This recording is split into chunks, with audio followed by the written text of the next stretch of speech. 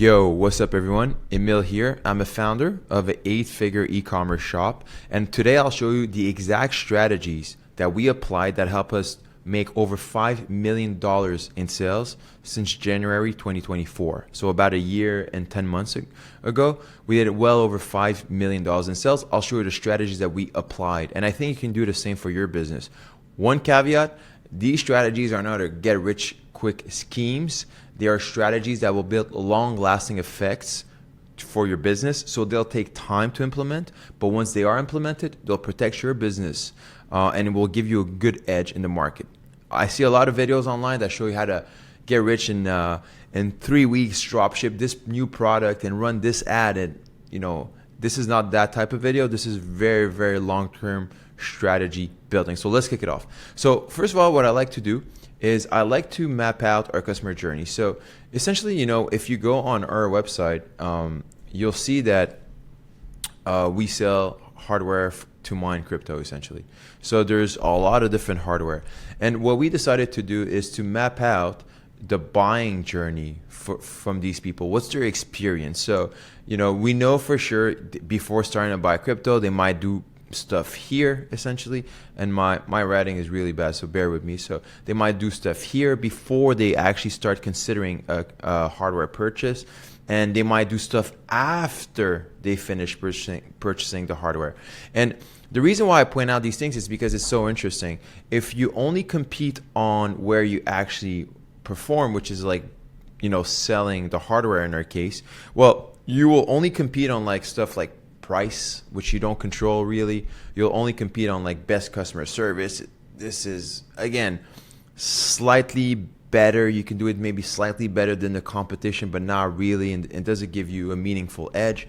You might have faster shipping, but again, that's pretty shitty, honestly. Like, these things will give you a marginal improvement on your business. It's not going to put your business, it's not going to set it far away from the competition. And what will end up happening is that your business will do small margins, won't be very impactful in your industry. It's not going to be very fun to run it either. All this won't work. So as a founder of a business, you got to find ways or places where your competitions are not competing. And in our case, for example, it was before the purchase and after the purchase. And that is our story, and you can try to think of the same strategies for your own industry. And by the way, everything I'm talking about in this video comes from the theory of Peter Thiel in 0 to 1, which I suggest for any founders to read. It's, I think, a monumental book for startups. Read many times, and all mixed with the Alex Hormozi strategy, $100 million sales, $100 million leads. So these two books are also very impactful in my strategy. So look, we were looking at it and we're like, okay, look, we don't want to compete just on the hardware side. It's going to be a cutthroat competition. We can't really improve on the pricing of our hardware. We buy them from China, really. So there's nothing for us to do there. Customer service, whatever, not, it's going to be very hard. Faster shipping and all these other stuff, pretty hard. So we're like, okay, what are our clients doing before purchase? And what we end up figuring out is that these people, before making a purchase, they do what we call a estimate before buying a crypto hardware. So they want to estimate how much they're making. And we figured out that none of our competitors who are selling the hardware are filling this job to be done. So we're like, well, look, this is a free opportunity for us to distinguish our shop by solving an additional problem that most of our industry or most of our competitors are not even thinking about. So that's exactly what we did, and I'll show you. So, for example, for this specific, we'll take one specific hardware, this one, for example. So we're like, okay, you want to buy this thing, but before buying this thing, you might want to figure out how much how much can you make, and can this thing work for your specific location?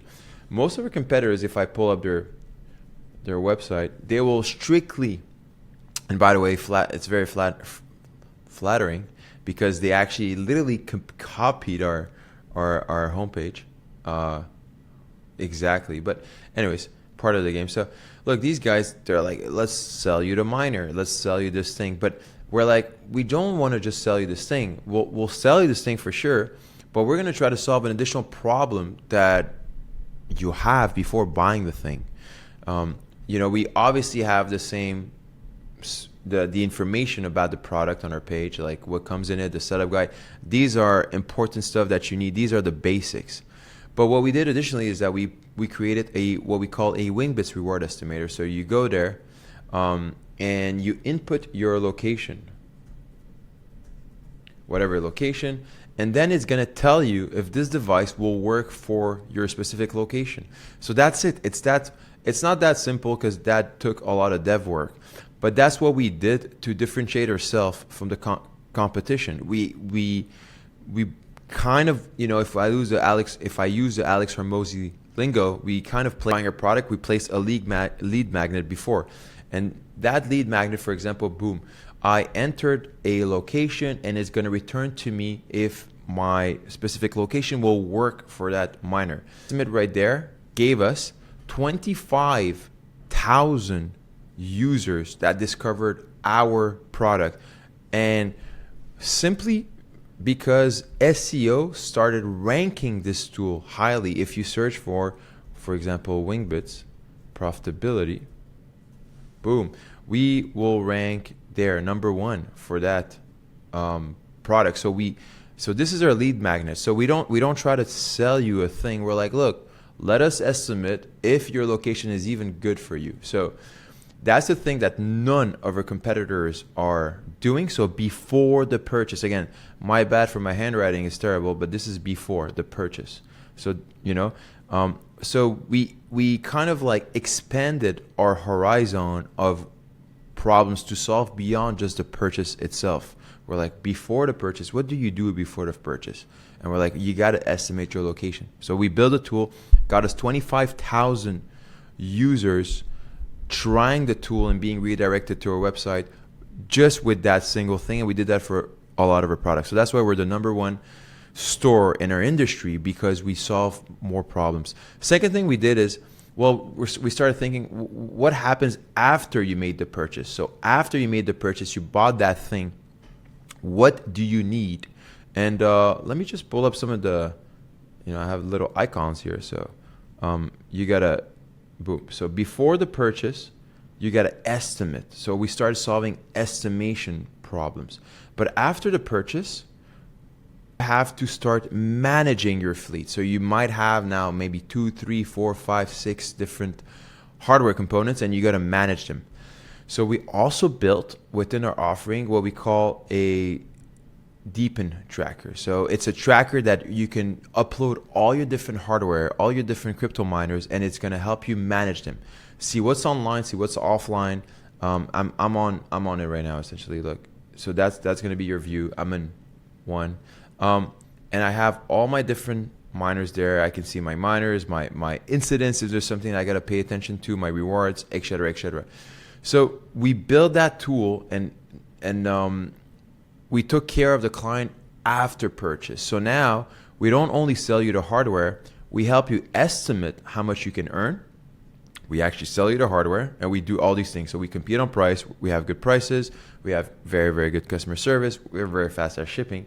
But more than that, we also then help you manage them after purchase. So we have a full-scale relation, and that puts us in a position in industry in a way that no other retailer can compete us on these three things, because most of them will compete us on the middle thing here, pricing, shipping, customer service, but no one will compete us on giving estimates before and also after, helping them manage all that fleet. So these ideas came from the book 0 to 1, because competition is for losers. You do not want to compete. If you're competing hardly with a competitor, you're not gonna do well. Margins are gonna get squeezed. You want to find ways where you're not competing, where you're telling a story that is divergent from the current industry narrative. You can't be a convergent story. If your story is too convergent and it's too similar to other stories, then you're probably not going to do that well.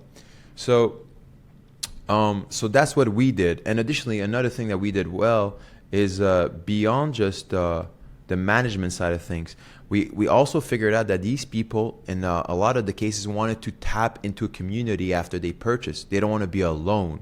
If they buy these things, they want to chat with other people about maybe incidents, support. Maybe they want to know when they should sell their coins. They want to be next to a community. So that's exactly what we did. Boom, we created a Discord server, and in that Discord server, we have a channel for every one of our products. And I'll go to the Wingbits one because that's the one I was giving as an example. And boom, here. In this channel here, you have the Wingbits community interacting with each other about problems, ideas, stuff. Again, that puts us in an area where our competitors only sell the hardware. We do a lot more. We provide you the community, the management tools to manage all your fleet. We also provide you before the purchase the estimate of how much you can earn. So this paradigm shift came a lot from competition is for losers from Peter Thiel. We don't want to compete exactly on where our competitors are competing. We want to do a little bit stuff that are different, but also on the theory of Alex Hormozi, put lead magnets before your actual offer. So the question is, how can you apply that for your own business? Well, the main thing of how this came about came from customer interviews. Customer interviews is the pivotal part for how we got these ideas. And I see a lot of founders that actually try to do these things. They try to come up with divergent products, divergent stories, divergent offering. But a lot of this time it's a total miss because their divergence come from almost a state of being delusional. So they come with these ideas that just came into their brain about building all this suite or all these products and all these different things and all this like new kind of offering and adding AI to that offering and adding like all these components.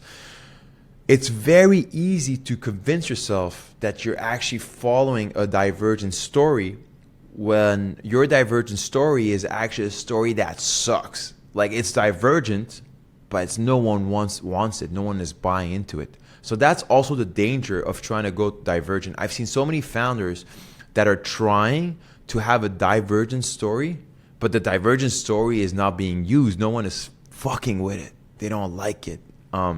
So the trick here is to watch out on you gotta actually figure out what components will add value to your customers, and then figure out what are you replacing. Essentially, you have to replace something.